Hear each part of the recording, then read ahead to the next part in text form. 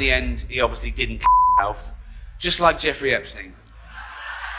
Shut up. I know he's your friend, but I don't care. You like to make your own way here in your own plane, didn't you?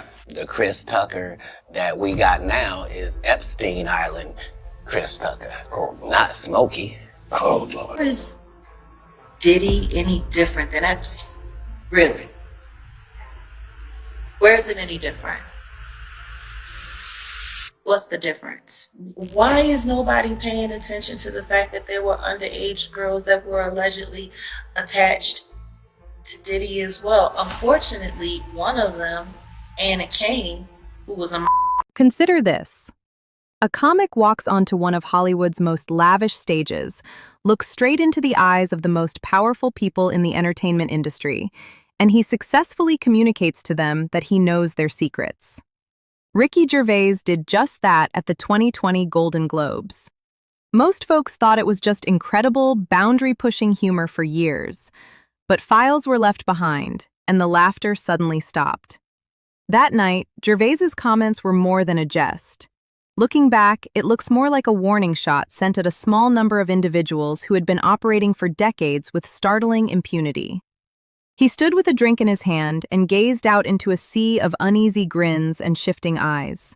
Additionally, he made a statement that many audience members clearly did not want to hear, and the cameras caught every embarrassing reaction. The incredible document dumps that followed have given that Golden Globes moment a whole new meaning. We'll go into detail about what happened, who has been identified, what the files actually reveal, and why so many famous faces seem to be difficult to find in public these days. Let's go back to January 6, 2020. The Beverly Hilton hosted the 77th Golden Globe Awards. Ricky Gervais, who was hosting for the 6th time, took the stage with an exuberance that made it obvious to everyone that this would not be a laid-back evening, as he often underlined. Binge watch the entire first season of Afterlife instead of watching the show. That's a show about a man who wants to himself because his wife dies of cancer, and it's still more fun than this, okay? Spoiler alert, season 2 is on the way, so in the end, he obviously didn't himself, just like Jeffrey Epstein. Shut up! I know he's your friend, but I don't care. You like to make your own way here in your own plane, didn't you? The conversation was harsh from the start. He ridiculed Hollywood's obsession with self-gratification. He went after streaming giants.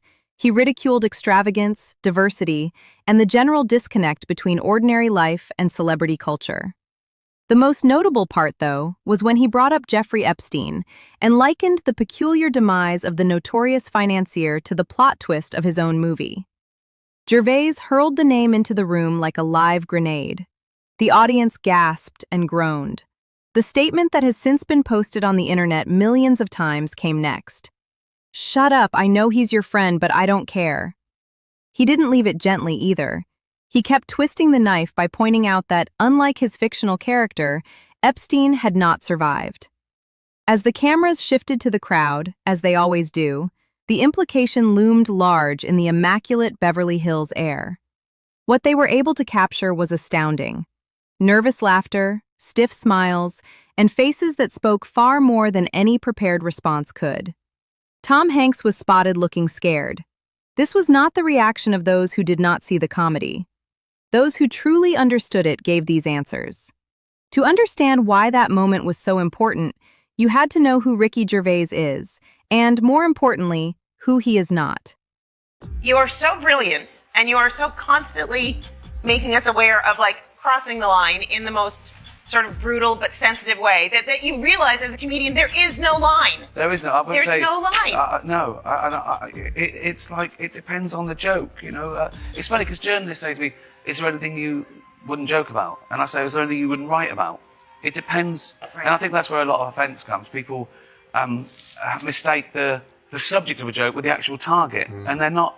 You know, they're not the same. You can joke about anything, but it depends what the joke is, and comedy comes from a good place. And I deal in taboo subjects because I do like that little, what's he going to say? And it's always okay, you know, because just because you're joking about something, it doesn't mean you're anti it or pro it. And I think that's the other thing. I think people think there's an angle, like a joke's a joke. We don't mean it. We're trying to make you laugh. It's a, you know, it's a play on words. Position on it. I know, it's not a TED talk. No, exactly. Yeah. And I hate that when people think that, you know, a joke is the window to the comedian's true soul. I'll pretend to be left wing. I'll pretend to be right wing. I'll pretend to be clever. I'll pretend to be stupid. Whatever makes the joke funnier. Right. And most people know that. But it's like some people who they want to be offended. They go, "That's terrible. We shouldn't joke about that." I once tweeted a thing saying, "What's the one thing you should never joke about?" 1,000 different answers. And that was my set list. And you one-handed tweet, which is very impressive. Gervais is not a Hollywood insider. The first version of The Office was produced by this British comedy for the BBC. His uncomfortable candor, witty humor, and genuine disdain for institutional dishonesty served as the foundation for his career. Hollywood's support is not necessary for him.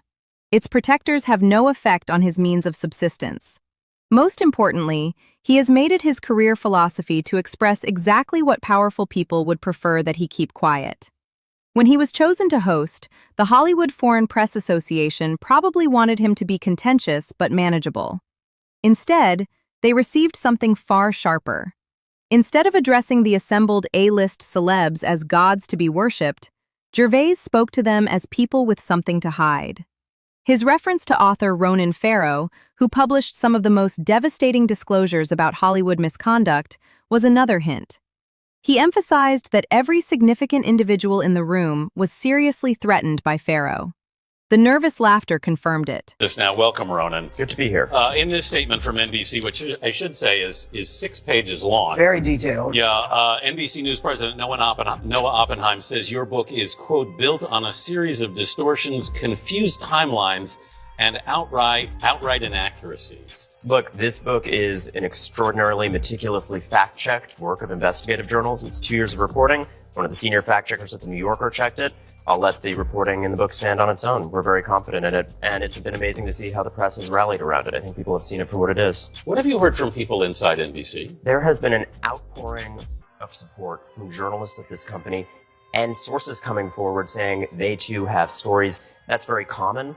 All of this is honestly very common with these kinds of investigative stories. When I reported those stories about CBS that you just mentioned, similar campaign to undercut the reporting that revved up and similar support that ultimately carried the day. Well, there was always two sides to every story. I'm really curious because Matt Lauer came out really with guns blazing, responding to you. It made it very clear from his point of view that it was certainly consensual and she was very willing. This really is a he said, she said story, Rona, at the end of the day, the allegations about Matt Lauer. How do you decide who is telling the truth here? So I think one of the transformations of recent years is that we've come to understand that actually, I come at this from a legal background, you can corroborate claims of violence. And Brooke Neville's claim has been found credible even by NBC News, which took the step of firing Matt Lauer. And same by me and by the fact checkers working on this. She describes an evening that matches up with a timeline given by others there. There were eyewitnesses to what happened before and after that moment. She described this event consistently over the years.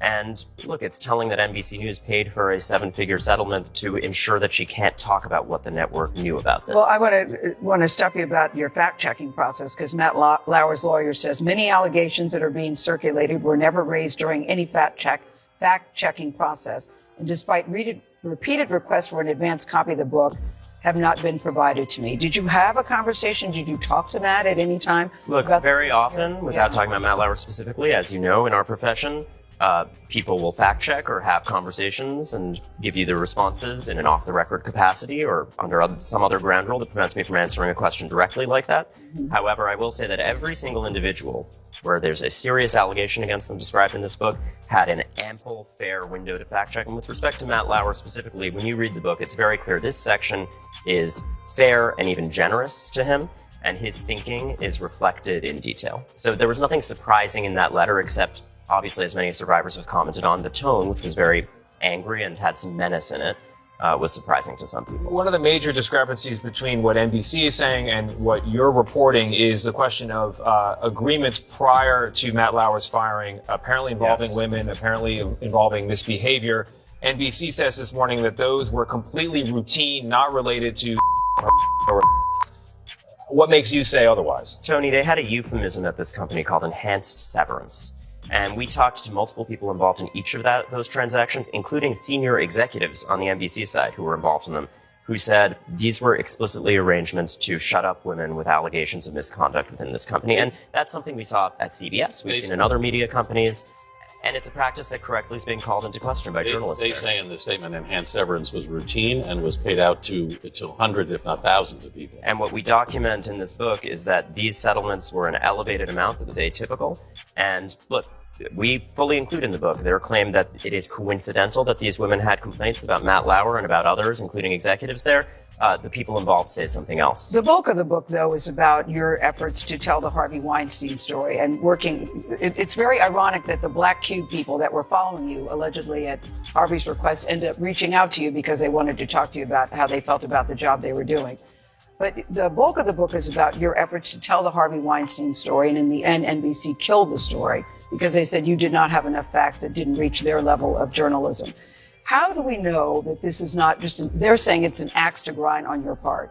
So the book is, as I said, fair and even generous to them. At every turn, there was a very extensive fact-checking process to make sure every one of their rebuttals is in there. Because the Harvey story didn't run on NBC, you ultimately took it to the New Yorker, and obviously the producer who worked on that story at a working level put out a piece in the last few days corroborating that, saying we were ordered to stop. And that is the point, Gail. There are untruths being put out by NBC. There's lies in that statement that wouldn't fact-check. They admitted to us they never fact-checked any of these memos that you referred to, rebutting this. They are concealing the fact that they actively ordered us to. That night, Gervais was notable not just for his jokes, but also for the courage with which he said them. There was no film to market, no studio contract to protect, and no publicist to uphold his reputation. "I'm done hosting," he said. Because of his independence, he was able to say things that no one else at the time would have dared. For many years, records related to Jeffrey Epstein's musical pursuits were either heavily restricted, sealed, or contested in court. Then a succession of slow but significant releases changed everything. A major phase began in February 2025, when Attorney General Pamela Bondi announced the release of what she described as a first batch of declassified information. The files included flight logs from Epstein's own aircraft, a comprehensive contact book, an evidence list, and other previously confidential materials. Bondi said at the time that the disclosure demonstrated a commitment to accountability and transparency.